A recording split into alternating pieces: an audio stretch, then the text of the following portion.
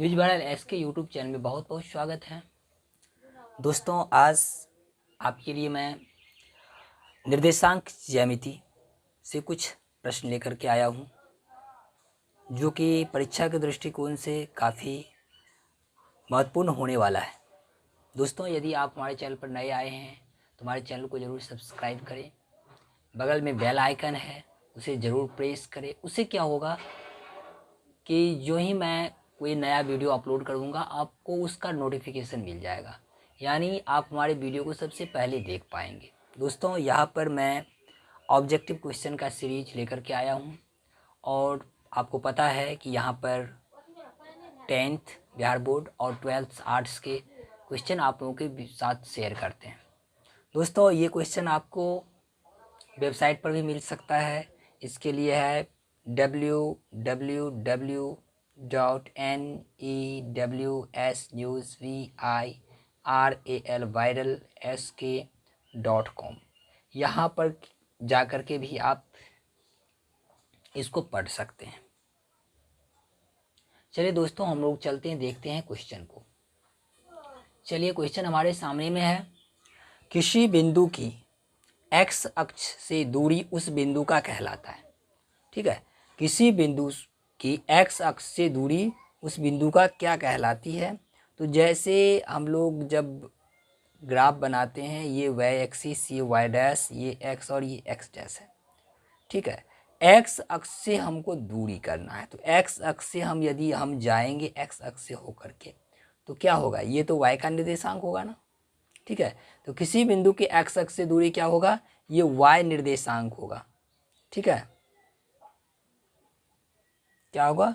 Y निर्देशांक होगा। ठीक, अब चलिए वाई निर्देशांक को हम क्या बोलते हैं? ये भी यहाँ से भी एक क्वेश्चन आता है।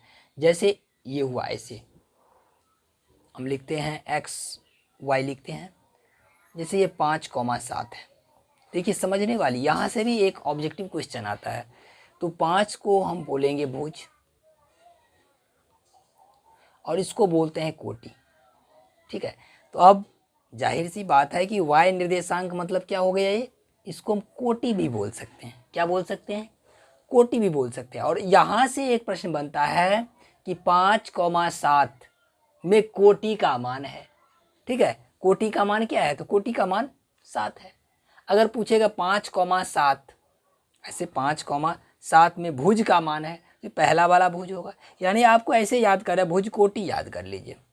क्या कीजिए? भुज कोटि याद रखिए। ठीक, भुज कोटि यानी भुज और कोटि, पहला वाला भुज है, दूसरा वाला कोटि है। ठीक, एक्स वाला भुज, वाई वाला कोटि। तो यहाँ पर किसी बिंदु की एक्स अक्ष से दूरी उस बिंदु का क्या कहलाती है? वाई निर्देशांक कहलाती है। या ऑप्शन में वाई निर्देशांक यदि ना रहे तो भुज रहेगा, कोटि रहेगा, दोनों रहेगा, कोई नहीं रहेगा, ऐसा रहेगा अगर, तो हमको वाई का निर्देशांक यानी इसको कोटि भी बोल सकते हैं। ठीक है, ये आपके प्रश्न पत्र पर निर्भर करता है कि यदि ऑप्शन में यदि देता है एक्स अक्ष पर क्या होगा, तो एक्स निर्देशांक रहे, चाहे वाई निर्देशांक रहे, चाहे भुज रहे, ठीक है, चाहे कोई नहीं रहे, ऐसा रहेगा। या अगर एक्स वाई को नहीं रखेगा, इसको नहीं रखेगा, तो ये कोटि और भुज पर पूछ दिया जाएगा। ठीक है, तो यहाँ पर ध्यान रखना है कि अगर एक्स अक्ष से दूरी उस बिंदु क्या कहलाती है, तो वाई निर्देशांक कहलाती है या कोटि कहलाती है। ठीक, सेम प्रश्न, थोड़ा अंतर किया इसमें। ठीक है, किसी बिंदु की वाई अक्ष, उसमें था एक्स अक्ष, इसमें है वाई अक्ष। ठीक है, तो वाई अक्ष से दूरी उस बिंदु का क्या कहलाती है? वाई अक्ष से दूरी उस बिंदु का क्या कहलाती है? तो यहाँ पर देखिए, X axis, X dash, Y और वाई डैश। तो यहाँ पर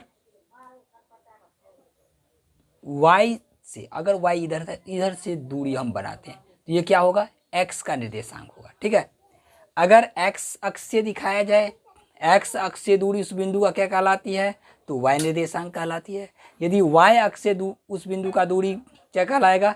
तो ये एक्स निर्देशांक कहलाएगा। ठीक है, और एक्स निर्देशांक को हम लोग भुज भी बोलते हैं। ठीक है, तो ऐसे प्रश्न का जवाब क्या होगा? किसी बिंदु की y अक्ष से दूरी उस बिंदु का क्या कहलाती है?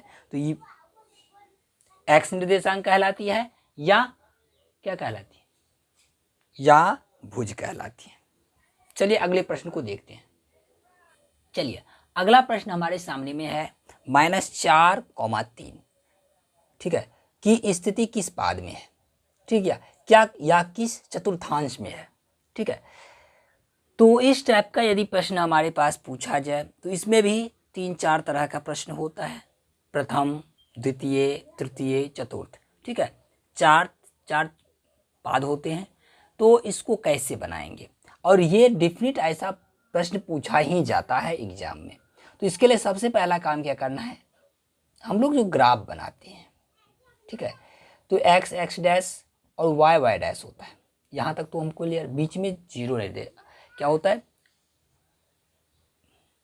अब चलिए ऊपर में यहाँ पर देखिए, यहाँ ऊपर क्या होता है, प्लस होता है ना, और नीचे ये x का इधर जाएगा, दायां साइड क्या प्लस में जाएगा। तो पहले तो हम एक्स वाई लिखते हैं, ये एक्स वाई है ना, तो एक्स है प्लस में, इधर चलता है तो प्लस, और ये वाई भी प्लस में जाएगा, तो ये प्लस प्लस।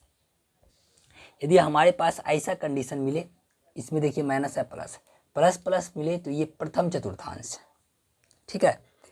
और इसमें देखिए एक्स पहले है माइनस और वाई है प्लस, अगर माइनस प्लस मिले तो ये द्वितीय चतुर्थांश है, ठीक है। यदि अब देखिए एक्स है माइनस, वाई भी माइनस, यदि माइनस माइनस है तो ये तृतीय चतुर्थांश है, ठीक है। अगर प्लस और माइनस है तो ये चतुर्थ पाद है, ठीक है। अब यहाँ एंड घड़ी के विपरीत दिशा में चलना है, सीधा नहीं घूमना नहीं है, सीधा सीधा उल्टा चलना है, 1 2 3 4 उल्टा, ठीक है। तो ये इस हिसाब से हमको देखना है। दूसरा, कुछ कुछ स्टूडेंट क्या करता है, प्रथम चतुर्थांश को रट ही लेता है कि अगर प्लस प्लस प्रथम, माइनस प्लस द्वितीय, माइनस माइनस तृतीय, प्लस माइनस चतुर्थ, ऐसा करके भी रट लेता है।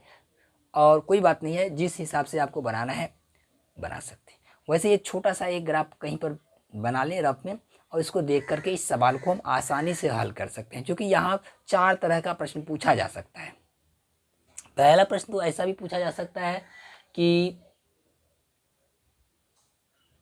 देख लीजिए, अगर ये माइनस में है और ये 3 क्या है प्लस में है, तो माइनस और प्लस खोजना है, माइनस प्लस किधर है ये, तो इसका मतलब ये द्वितीय चतुर्थांश में, ठीक है। अगर एक एग्जाम्पल और लिखते हैं, -8 और -7 ये किस चतुर्थांश में है, तो देखिए ना माइनस माइनस वाला किधर है, 3 में, ये तृतीय चतुर्थांश में है, ठीक है। अगर पूछे 8,9 किस चतुर्थांश में है, तो दोनों प्लस प्लस है, तो प्लस प्लस ये प्रथम चतुर्थांश में है, ठीक है। अगर पूछे 9,-7 किस चतुर्थांश में है, ठीक है, ऐसा करके क्वेश्चन ये शॉर्ट में देख रहे हैं, 9,-7 ये किस चतुर्थांश में है, तो प्लस और माइनस किधर है, प्लस में, चतुर्थ, ये चतुर्थ में है, ठीक है। इस प्रकार 4 तरह का प्रश्न पूछा जा सकता है। हाँ, यहाँ पर चतुर्थांश रहेगा चाहे पाद रहेगा, तो आपको यहाँ पर कंफ्यूज नहीं करना है किस चतुर्थांश में है चाहे किस पाद में है, ठीक है, कि स्थिति क्या है, ठीक, इस हिसाब से इस प्रश्न को पूछा जाता है। चलिए, यह प्रश्न भी पूछा जाता है, बिंदु 2,3 और 4,1 के बीच की दूरी ज्ञात क्या है, ठीक है। ठीक, ये दूरी सूत्र यहाँ पर लाया करके हम लोग बना लेंगे। तो यहाँ पर हमको सवाल तो बनाना नहीं है, बस सवाल को इसका उत्तर तक हमको पहुँचना है, इसका दूरी क्या है। तो हम लोग क्या होगा, यदि इसको मानते हैं ए, इसको मानते हैं बी, ठीक है।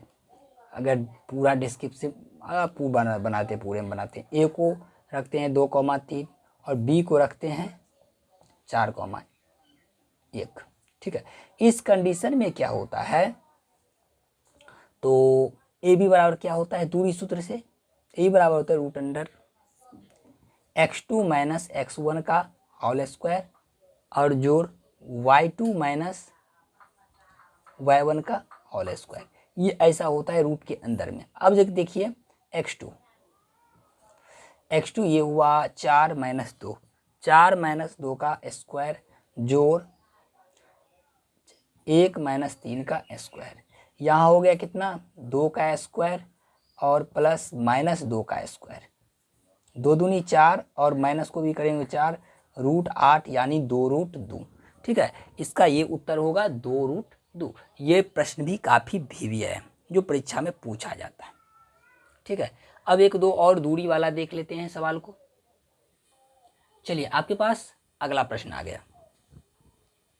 अगला प्रश्न क्या है, बिंदु -5 7 और -1 3 के बीच की दूरी। सेम सवाल है, ये भी मानिए चाहे नहीं मानिए, हमको करना क्या है, हम बनाते हैं शॉर्ट में। चलिए, क्या होता है, x2 - x1, x2 ये हुआ -1 और -5, लेकिन यहाँ पर देखिए माइनस इसमें लगा, दोनों माइनस मिलकर +5 हो जाएगा, स्क्वायर प्लस 3 - 7 का स्क्वायर। तोड़िए, 5 में से गया 4, 4 का स्क्वायर प्लस -4 का स्क्वायर, 4 चौका 16 प्लस 4 चौका 16, 32 हुआ रूट में। 32 को तोड़ेंगे तो कितना होगा, 4√2 हुआ।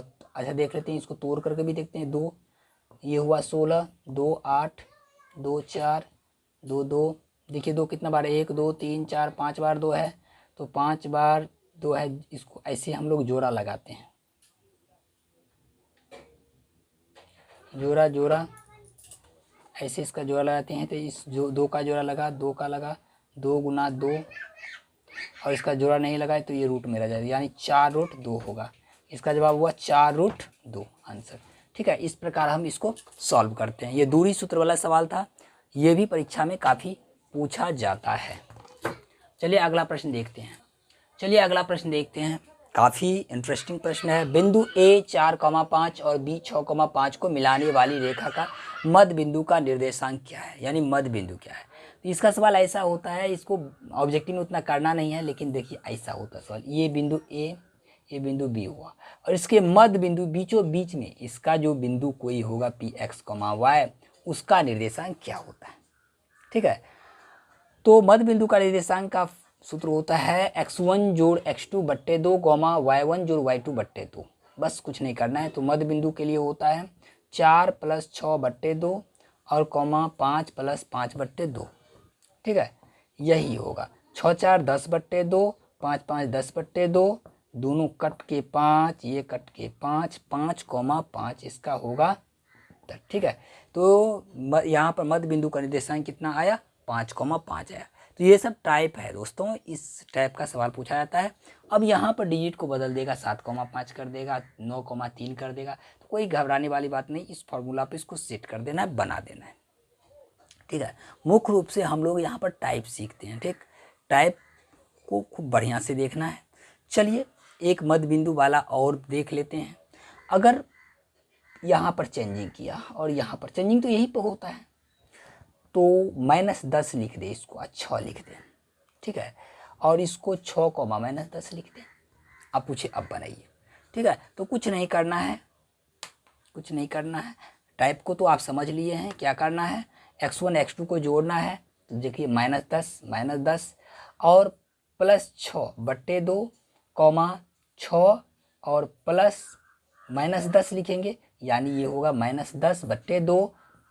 अब देखिए 10 में से 6 गया, ये 6 है, तो 6 4 10, -4 हुआ बट्टे 2, और 10 में से 6 गया तो -4 बट्टे 2, यानी हुआ -2, -2। इस प्रकार ये सवाल बनता है।